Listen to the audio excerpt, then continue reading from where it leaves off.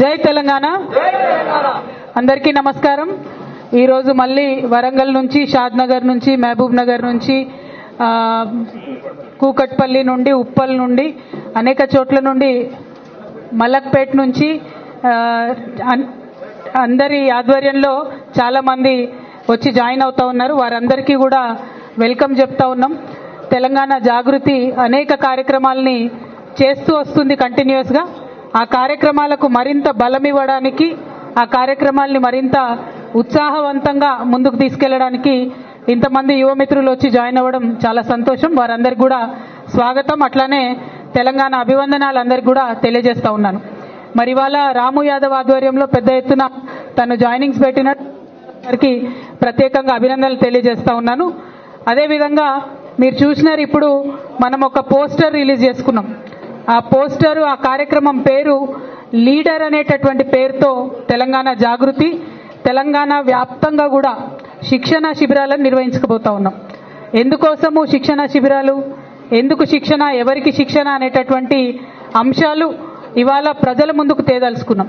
తెలంగాణ జాగృతి గత అనేక సంవత్సరాలుగా మహిళా బిల్లు కోసం కొట్లాడినాం. మహిళా రిజర్వేషన్ బిల్లు దేశవ్యాప్తంగా పాస్ అవ్వడంలో ప్రత్యేకమైనటువంటి పాత్రను పోషించడం జరిగింది. ఆ తర్వాత బీసీ బిల్లు కోసం కంటిన్యూస్గా కొట్లాడుతున్నాం, ఇక ముందు కూడా కొట్లాడతాం. బీసీలకు 42% తెలంగాణ రాష్ట్రంలో మరి వాటా వచ్చేంత వరకు కూడా ఉద్యమిస్తాం. అదేవిధంగా తెలంగాణ జాగృతి మొదటి నుండి ఇప్పటి వరకు కూడా యువమిత్రులను, సాహితీ మిత్రులను, తెలంగాణ వాదాన్ని ముందుకు తీసుకుపోయేటటువంటి ప్రతి ఒక్క వ్యక్తిని కూడా వారి నాయకత్వాన్ని ఎంకరేజ్ చేస్తూ మరి ముందుకు రావడం జరిగింది. అన్నిటికన్నా మించి, అన్నిటికన్నా ముఖ్యంగా సమాజంలో సగభాగమైనటువంటి మా ఆడబిడ్డలందరినీ కూడా ఎంకరేజ్ చేస్తూ ముందుకు తీసుకురావడం జరిగింది. మరి ఇవాళ మనం చేసినటువంటి పోరాటాలన్నీ కూడా ఫలితం వచ్చేటటువంటి రోజు వచ్చింది. అంటే మహిళా బిల్లు పాస్ అయింది. వచ్చేటటువంటి అసెంబ్లీ, పార్లమెంట్ ఎన్నికలలో మరి 33% మనకు మహిళా అభ్యర్థులు కావాల్సి వస్తుంది. ఇవాళ డీలిమిటేషన్ వస్తుంది. అంటే తెలంగాణలో ఎమ్మెల్యే సీట్లు మరి 153కు పెరుగుతాయి. ఎంపీ సీట్లు మరి దేశవ్యాప్తంగా విభజన అయితే అది కూడా పెరిగేటటువంటి ఆస్కారం ఉంటుంది. అదేవిధంగా ఎంతో మంది యువమిత్రులు యూత్ పాలిటిక్స్లోకి రావాలని చెప్పి జాగృతి ఇదివరకు కూడా అనేకమైన కార్యక్రమాలు చేసింది. మరి నిన్న మొన్న కూడా చూసిరు మీరు, సింగరేణిలో కూడా యువమిత్రులకు అవకాశం ఇవ్వాలని చెప్పి మొత్తం 11కు 11 ఏరియాల్లో కోఆర్డినేటర్స్ కూడా యూత్ని సింగరేణిలో మరి వేయడం జరిగింది జాగృతి నుండి. అంటే జాగృతి యొక్క బలమైనటువంటి నమ్మకం ఏంటంటే, యూత్ ఎప్పుడైతే పాలిటిక్స్లోకి వస్తారో అదొక క్లీన్ పాలిటిక్స్ అయ్యేటటువంటి అవకాశం ఉంటుంది. పొలిటికల్ బ్యాక్గ్రౌండ్ లేనటువంటి వారందరికీ కూడా పాలిటిక్స్లోకి వచ్చేటటువంటి ఒక ప్లాట్ఫామ్గా తెలంగాణ జాగృతి రేపు మారబోతా ఉందని ఈ సందర్భంగా మేము తెలియజేస్తా ఉన్నాం. తెలంగాణ యువమిత్రులందరినీ కూడా నేను ఆహ్వానిస్తా ఉన్నాను. మనం ఖచ్చితంగా పొలిటికల్ నిర్ణయాలు జరిగే చోట మన అభిప్రాయం ఉండాలి. మనకున్నటువంటి మేధస్సుని, మనకున్నటువంటి శక్తిని, మనకున్నటువంటి చైతన్యాన్ని తెలంగాణ ప్రజలందరికీ కూడా మనము నేర్పించాలి, లీడ్ చేయాలి, తెలంగాణను ముందుకు తీసుకొని వెళ్ళాలి. మరి అట్లా వెళ్ళాలంటే ఇప్పుడు లోకల్ బాడీ ఎలక్షన్స్ వస్తాయని చెప్తున్నారు, తర్వాత ఎమ్మెల్యే ఎలక్షన్స్ వస్తాయి. వీటన్నిటిలో కూడా మనందరికీ తెలుసు, చాలామంది ఎక్కడనో హైదరాబాద్లో ఉంటారు, సడన్గా సర్పంచ్ ఎన్నికలు అనగానే ఊరికొచ్చి నామినేషన్ వేసేస్తారు. కానీ సర్పంచ్ ఏం చేయాలి, సర్పంచ్ విధులేంటిది, సర్పంచ్ బాధ్యతలు ఏంటిది, ఆయనకు ఎంతవరకు అవకాశం ఉంటుంది, ఏం చేసే ఆస్కారం ఉంటుంది అన్నది చాలా మందికి తెలియదు. మేము ఎంపీగా ఉన్నప్పుడు, ఎమ్మెల్యేలుగా ఉన్నప్పుడు చూస్తూ వచ్చినాం, ఎమ్మెల్సీగా ఇప్పుడు కూడా నేను చూస్తున్నా. ఏదన్నా ఒక ఊర్లో ఫీల్డ్ అసిస్టెంట్ గట్టోడు ఉన్నాడు అనుకో, సర్పంచ్ ఏం నడవనటువంటి పరిస్థితి ఇలా చూస్తున్నాం మన ఊర్లలో. చాలా మంది మిత్రులకు సర్పంచ్ అయితే ఏం చేయాలనో తెలియదు, సర్పంచ్ కావాలంతే, లొల్లి, పంచాయతీ, కొట్లాట, పైసలు ఖర్చు పెట్టాలి, ఎలక్షన్ గెలవాలి. కానీ గెలిచినాక మరి ఊరికి కావాల్సిన పని ఎట్లా చేయాలి అది అర్థం కాదు. ఇక లీడర్ అనే ప్రోగ్రాం అదే చెప్తుంది, సర్పంచ్ బాధ్యతలు ఏంటిది, నువ్వు సర్పంచ్ అయినావు గ్రామానికి, సర్పంచ్గా ఏం చేయగలుగుతావు.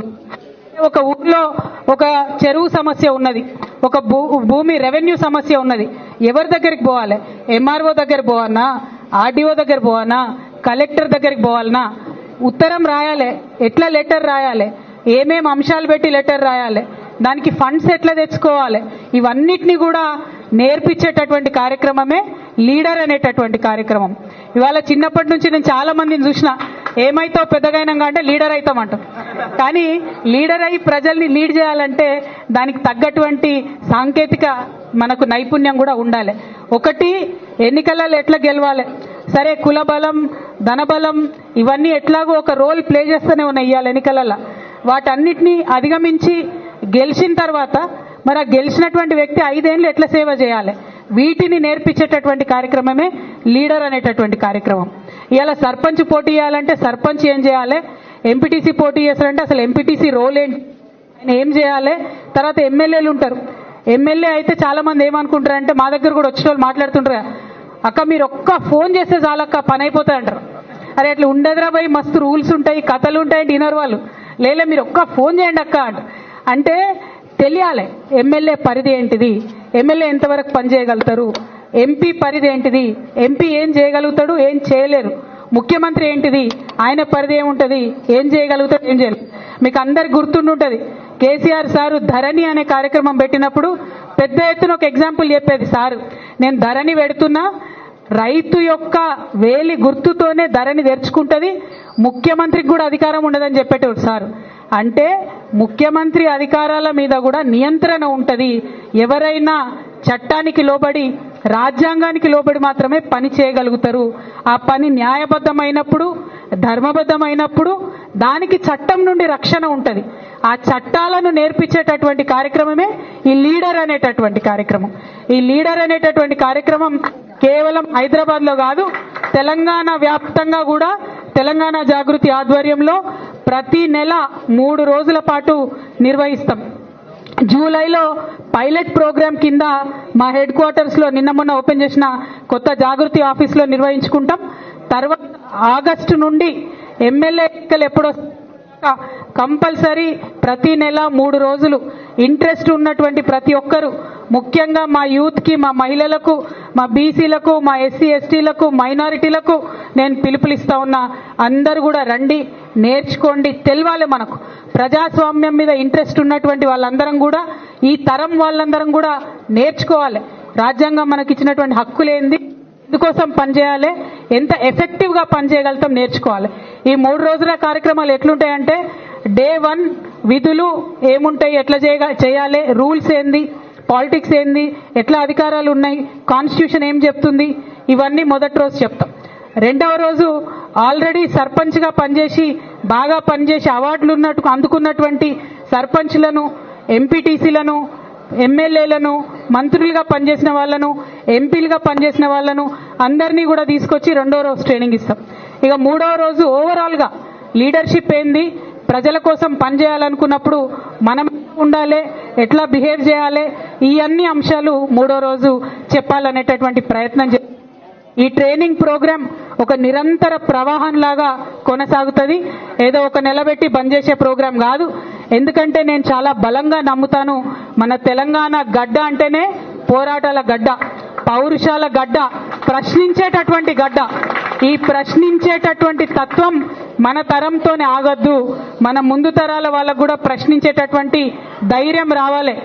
ఇవాళ రోజు మనం ఏం లేకపోవచ్చు, ఇవాళ రోజు మన దగ్గర పదవి లేకపోవచ్చు, ఇవాళ రోజు మన వెనుక బ్యాక్గ్రౌండ్ లేకపోవచ్చు, కానీ ప్రశ్నించేటటువంటి ధైర్యం ఉంటే, సేవ చేయాలనేటటువంటి సంకల్పం ఉంటే ఖచ్చితంగా అన్ని తొవ్వలు కూడా తెలుసుకుంటాయి, అన్ని దారులు కూడా తెలుసుకుంటాయి. అల్టిమేట్ గా ఆ దారులన్నీ ప్రజా సంక్షేమం వైపే వెళ్తాయని సందర్భంగా తెలియజేస్తూ, మరి ఇక్కడికి వచ్చినటువంటి ఇవాళ జాయిన్ అయినటువంటి యువ మిత్రులందరికీ కూడా హృదయపూర్వకంగా నమస్కారాలు తెలియజేస్తా ఉన్నాను. మరి ఇంకా ముందు కూడా ఇలాగే కొనసాగాలి, యాక్టివ్ గా ఉండాలి. ప్రజా జీవితంలోకి వచ్చినాం, ఇక్కడ స్టూడెంట్స్ అందరు వచ్చిండ్రు.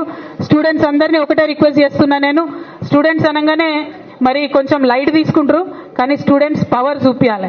ఎందుకంటే ఈ కంట్రీలో, ఈ హిస్టరీలో ఎప్పుడెప్పుడైతే స్టూడెంట్స్ బయటకు వచ్చిండ్రో అప్పుడే నిజమైనటువంటి మార్పు వచ్చింది.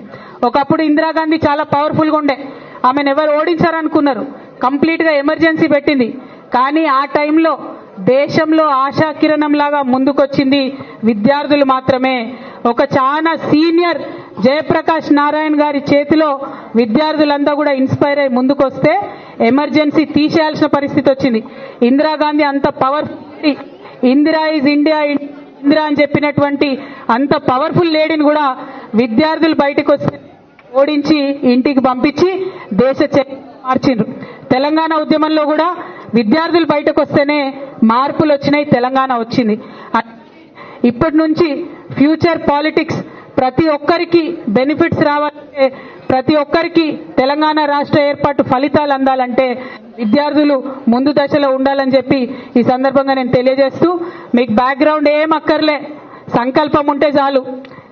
ఎవ్వరు కూడా పొలిటికల్ ఫ్యామిలీ కాదు మాది అని భయపడే అవసరం లేదు, పైసలు లేవు మా దగ్గర అని భయపడే అవసరం లేదు.